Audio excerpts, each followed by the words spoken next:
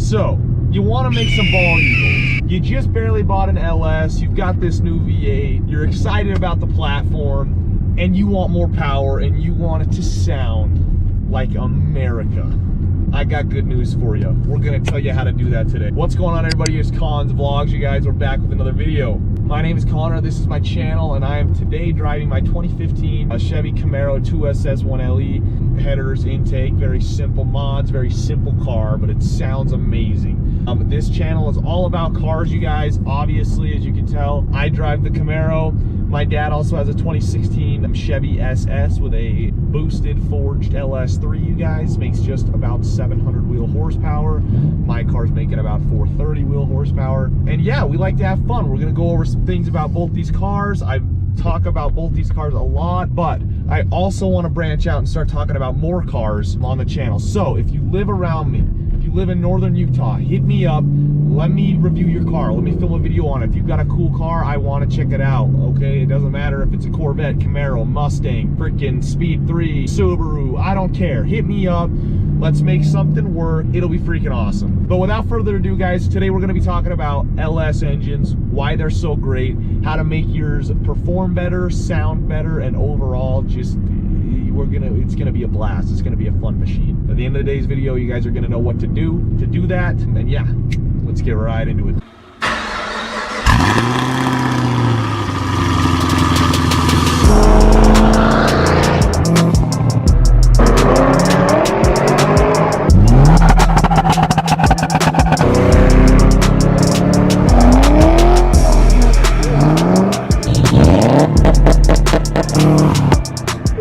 Come on!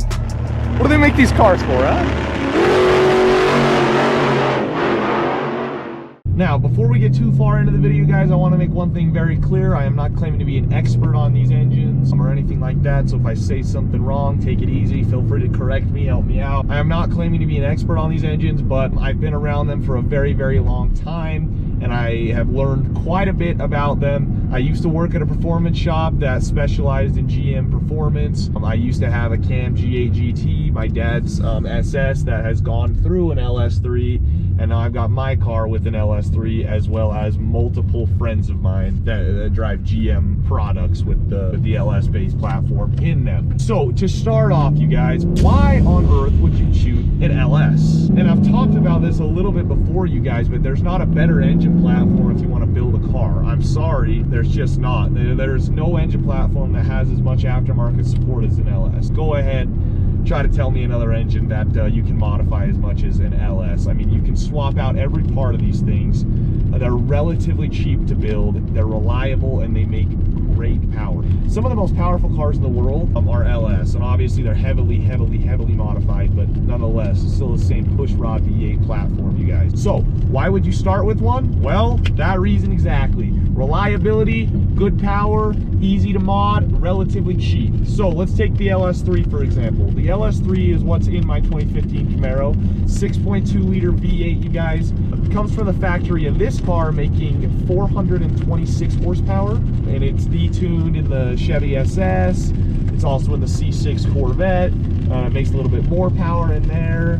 But yeah, just a phenomenal engine. Now, today we're going to be talking about really basic mods, you guys. Mods you can do to pretty much any LS. They're all going to react a little bit differently. Some are going to react to like forced induction better. Some of them will react to naturally aspirated builds a little bit better. But we'll get into that, you guys. This is just an overall view of what you can do with your LS.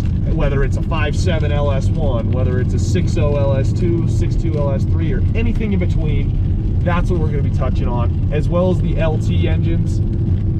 I don't know nearly as much about the LT engines as I do about the LS platform, but nonetheless, this is all going to be relatable to all of it, you guys. So before we get too far into it, hit that like button, subscribe. Feel free to leave your constructive criticism in the comments, you guys. Tell your friends about this channel. We got lots of cool stuff coming. We're going to be continuing the build series on my dad's SS. But yes, so you bought your first LS car. You're hyped, right? You're like, oh, baby. Here we go, right? We're joining the brotherhood. We've got a freaking V8. We've got an LS. I'm ready for some America. And then you realize that unless you have a Corvette, your car's kind of a boat.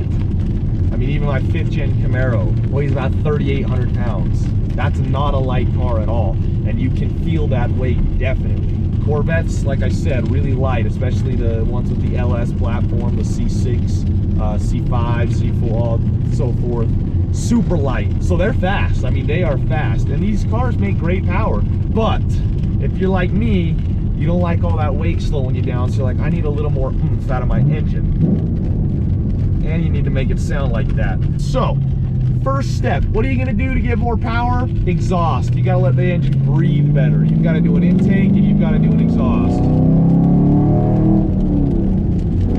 And then you get something like that.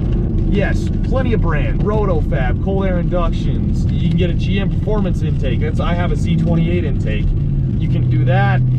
You just gotta let the engine breathe better. You gotta understand that engines are basically a vacuum, you guys. So they're trying to bring in as much air as possible to make as much power as possible. But yeah, they need to use air and fuel. You guys know how that works. I'm not getting into specifics because, like I said, not an expert. I'm not a mechanic. This is just what I know. So you're gonna do an intake.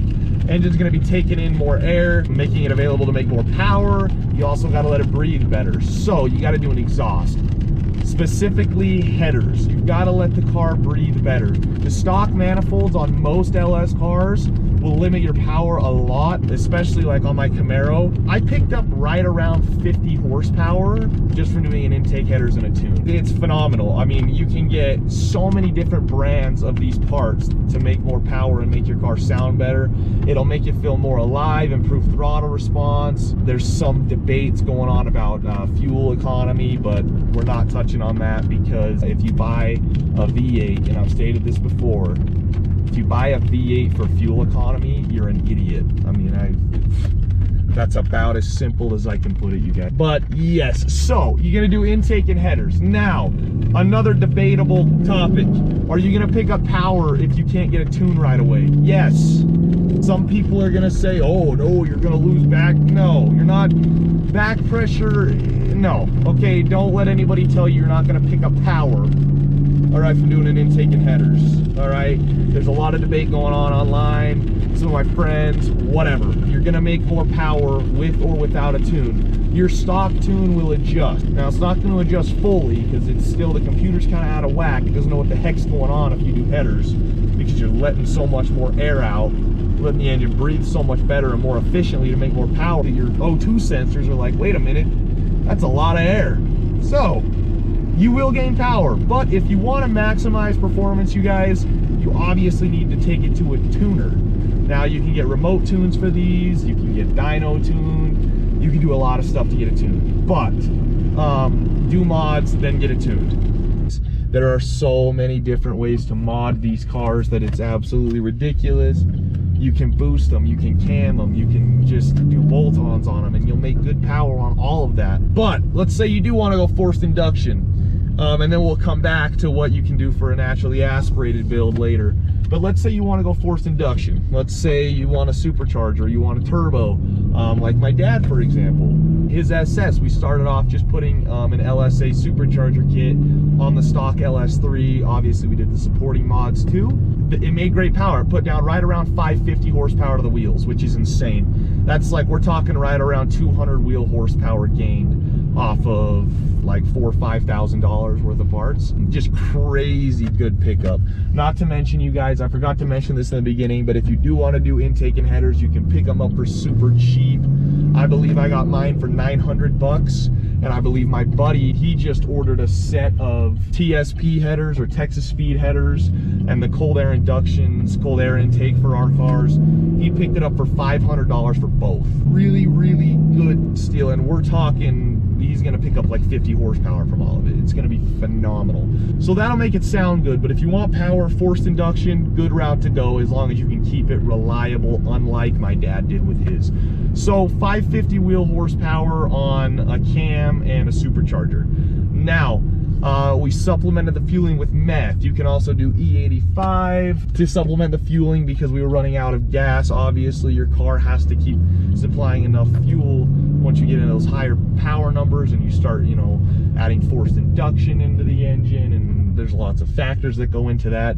You have to upgrade injectors and whatnot, but we decided to add meth, and you guys, we were making right around 640 wheel horsepower on a stock LS3 with a supercharger, cam, and methanol injection. How crazy is that? We're talking making more power than a lot of modern day supercars. I mean, that's pretty much the basics, you guys. Heads intake is what I think you should start off with every time. And if you want something wild, go for boost. And if you just want a freaking bald eagle machine, put a fat cam in there, you know, stage 4 cam, do heads, cam, and full bolt-ons, and you can make some ridiculous power.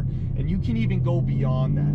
We're talking stroker kits. We're talking boring out your piston walls to increase displacement. You can adjust the compression ratio by changing your pistons. You can do so much to these cars. It's insane, you guys. This is just the tip of the iceberg. That's pretty much all I have for you guys. That's what I would do if I was starting out with an LS. Obviously, that's what I did on my car. That's what my dad started with on his car. On the car we had before that, the G8, we just did cam and full exhaust. And it made like close to 500 horsepower at the crank, about 450 at the wheels. Freaking insane, dude. Like big power gains off of simple mods. That's the beauty of the LS, you guys. I hope this video was entertaining, you guys. I hope you learned a little something. And I hope that if you're just getting into like the V8/LS world, I hope this was of help to you. If it was, you guys, go ahead and hit that like button, subscribe down below, share the video, tell your friends. We're always doing cool stuff, you guys. I just went back to work after the whole quarantine stuff. So the videos, we're gonna try to get to 1 a week for now and keep the channel growing, you guys. We're almost to 700 subs. Let's get there from this video. Share it, you guys. But yeah, leave your questions, comments, concerns down below. Feel free to go browse the channel for some more content, and I'll talk to you guys on my next video.